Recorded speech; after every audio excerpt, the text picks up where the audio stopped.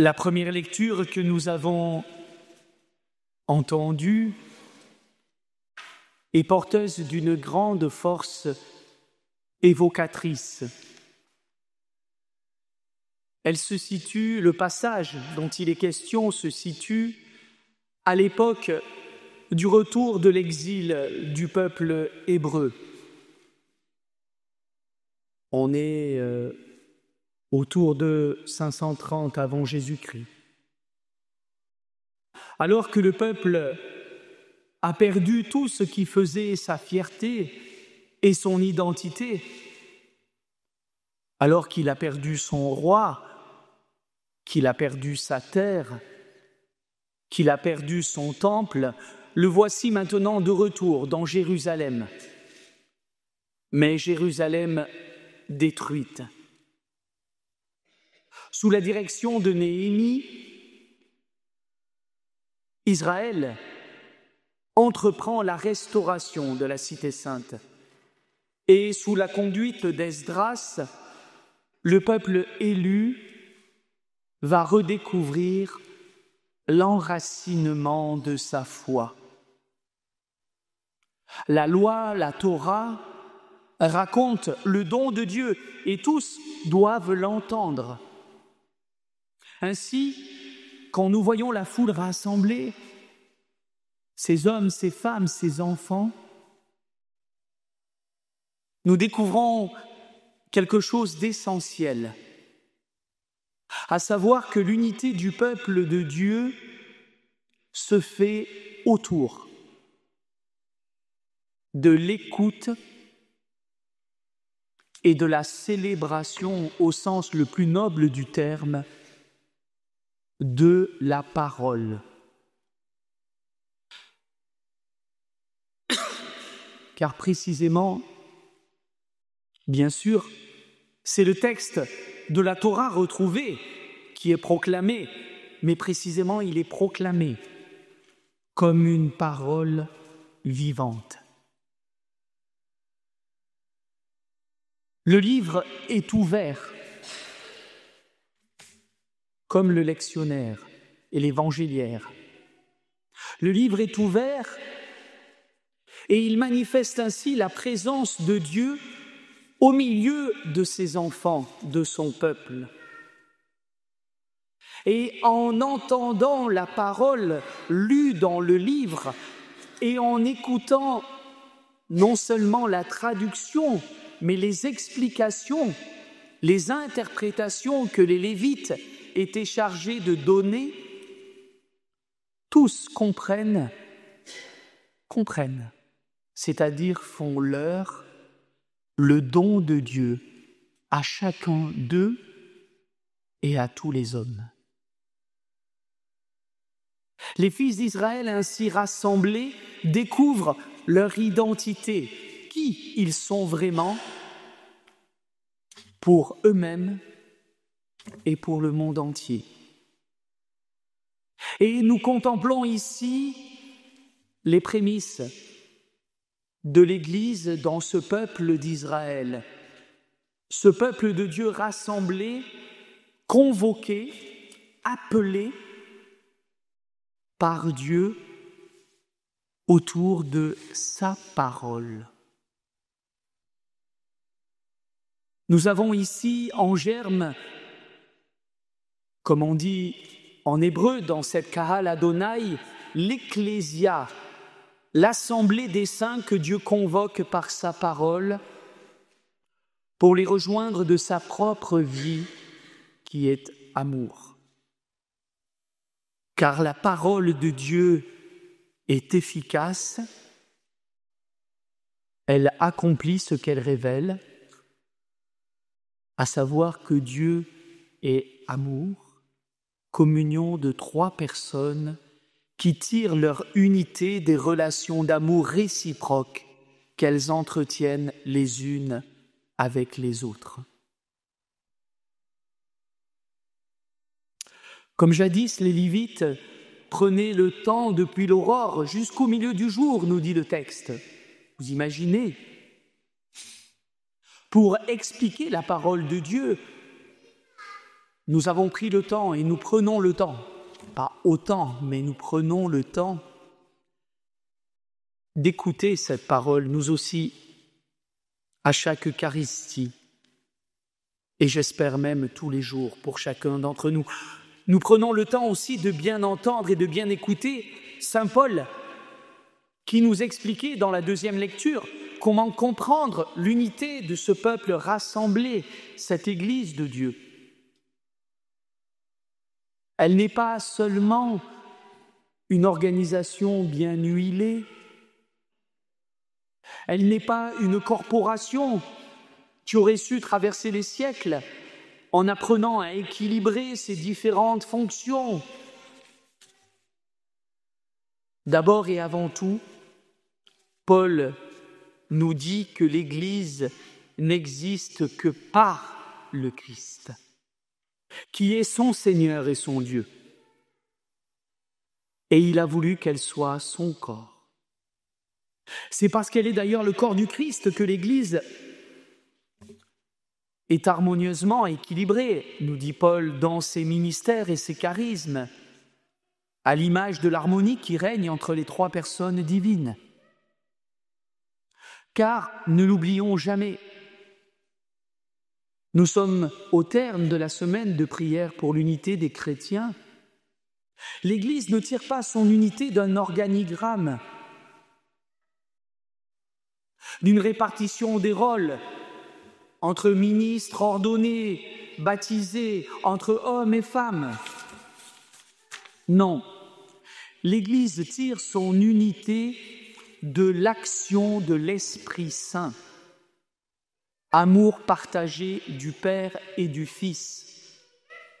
Et voilà pourquoi vivre dans l'unité comme chrétien exige toujours et exigera toujours de chacun de nous une conversion à la charité, au sens le plus fort et le plus divin du terme, au sens où Dieu est amour, charité, agapé. C'est ainsi que Paul nous rappelle que tous nous avons été baptisés dans l'unique esprit pour former un seul corps. Cela veut dire que par le baptême, nous sommes rendus membres d'un seul corps. Cela veut donc dire que l'unité de ce corps est première et que de là vient l'harmonie de ses parties, ses membres, ses fonctions. Aussi nous faut-il rester vigilants, frères et sœurs, à ne jamais entrer dans l'attitude stérile qui chercherait à comparer les membres ou encore plus à entretenir entre eux quelque rivalité que ce soit. Attention à cet esprit de mondanité qui nous guette chacun et qui guette les membres de l'Église. Le véritable sens de la prière pour l'unité des chrétiens, et vous aurez entendu pas pour l'unité de l'Église, pour l'unité des chrétiens. Le véritable sens de la prière pour l'unité des chrétiens n'est pas tant de prier, oui, pour l'unité de l'Église, puisque cette unité est déjà donnée à l'Église en tant que l'Église est le corps du Christ, mais de prier pour que cette unité nous pénètre, nous convertisse, nous transforme, et qu'elle soit rendue manifeste, visible, toujours davantage aux yeux du monde, et que nous fassions de moins en moins obstacle à sa manifestation. Prier pour l'unité des chrétiens, c'est faire cette expérience d'une unité qui nous est déjà donnée, comme le disait Jean-Paul II dans son encyclique « Ut unum sint », qui garde toute son actualité. Benoît XVI, après lui, précisait que l'unité est don de Dieu, je le cite, et fruit de l'Esprit. Et il faut donc prier pour l'atteindre. Et plus on s'approche du Christ, disait-il, plus on est converti par son amour et plus on se rapproche les uns des autres. Et l'Évangile nous invite précisément à nous rapprocher du Christ, de ce Jésus-Christ qui, se levant ce jour-là dans la synagogue de Nazareth, proclama qu'aujourd'hui, et proclame aujourd'hui dans cette liturgie, parce qu'il reste le grand liturge, que cette parole s'accomplit en lui.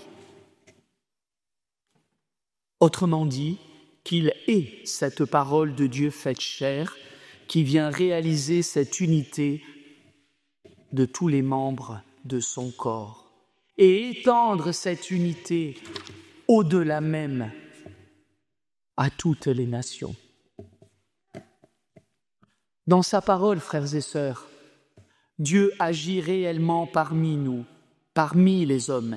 Et si Jésus insiste sur l'aujourd'hui de la promesse, c'est pour manifester que l'ère de grâce est inaugurée précisément dans sa personne. La parole de grâce se confond avec sa présence. Et ce n'est plus au livre de manifester la présence et l'action de Dieu. Jésus est la grâce qu'il apporte. Il est l'incarnation du livre. Et voilà pourquoi il peut fermer le livre et dire « Aujourd'hui, cette parole s'accomplit en moi ». Je le redis, l'unité que nous désirons pour les chrétiens, l'unité pour laquelle Jésus prie au soir de son agonie le Père des cieux, est une unité déjà donnée, mais appelée à nous pénétrer toujours davantage. Frères et sœurs, n'oublions jamais que Jésus a donné sa vie pour cette unité. N'oublions jamais que Jésus a versé son sang, sa sueur, ses larmes, il a pleuré sur Jérusalem pour cette unité. Jésus a donné sa vie pour cette unité. Et nous devons, nous aussi, si nous voulons être artisans de paix et d'unité, nous devons nous tenir en ce lieu du combat spirituel le plus haut, à savoir au jardin des Oliviers, à côté de Jésus.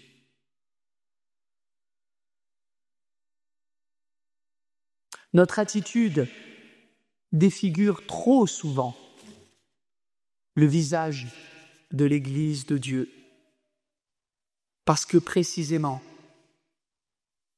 nous nous endormons alors que Jésus nous demande de veiller à côté de lui. L'exigence à laquelle nous conduit cette semaine de prière pour l'unité des chrétiens, c'est celle d'aller au bout de l'expérience de la vérité. Prier le Père avec Jésus en disant qu'il soit un, c'est accepter de faire preuve d'une docilité à l'Esprit Saint qui permette à Jésus de se lever au milieu de notre assemblée ressuscitée et de proclamer cette parole que vous venez d'entendre. C'est aujourd'hui qu'elle s'accomplit en vous et entre vous. C'est une parole de vérité qui met devant nos yeux toutes les défigurations et les obstacles que nous mettons entre la grâce de Dieu et ce qu'elle veut révéler au monde. Mais c'est aussi une exigence et une expérience d'humilité,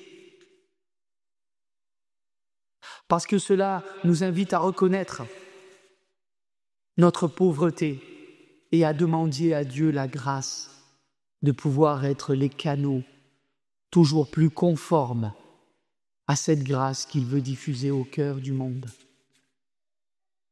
C'est une expérience de charité et d'amour, parce que si nous aimons vraiment le Seigneur, nous ne pouvons qu'aimer ce qu'il aime, et nous ne pouvons que vouloir ce qu'il veut. Père, que tous soient un.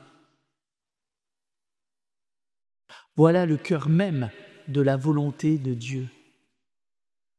Frères et sœurs, si nous aimons Jésus, alors nous voulons ce qu'il veut et nous voulons cette unité. Dieu sauve en rassemblant. Le péché condamne en divisant. Vérité, humilité, charité. Saint Augustin et tant d'autres saints après lui, pensons à Thérèse d'Avila, faisaient de ces trois vertus le triptyque fondamental d'une vie chrétienne authentique. Nous allons maintenant rompre le pain de vie. Cette fraction nous rappellera bien entendu la souffrance intense de notre Seigneur, que ce don de lui-même pour notre unité lui a coûté. Que cette souffrance nous pousse à nous convertir, à nous rapprocher de Jésus, à nous rapprocher de celui qui est notre Christ et notre Seigneur, pour qu'il nous embrase toujours davantage de son esprit de vérité, d'humilité et de charité, pour que nous accueillions toujours davantage sa grâce qui, en nous rapprochant de lui, nous rapprochera les uns des autres dans l'espérance que notre Seigneur, quand il le voudra et comme il le voudra, nous donnera de manifester visiblement cette unité qui invisiblement nous est donnée à chaque Eucharistie. Amen.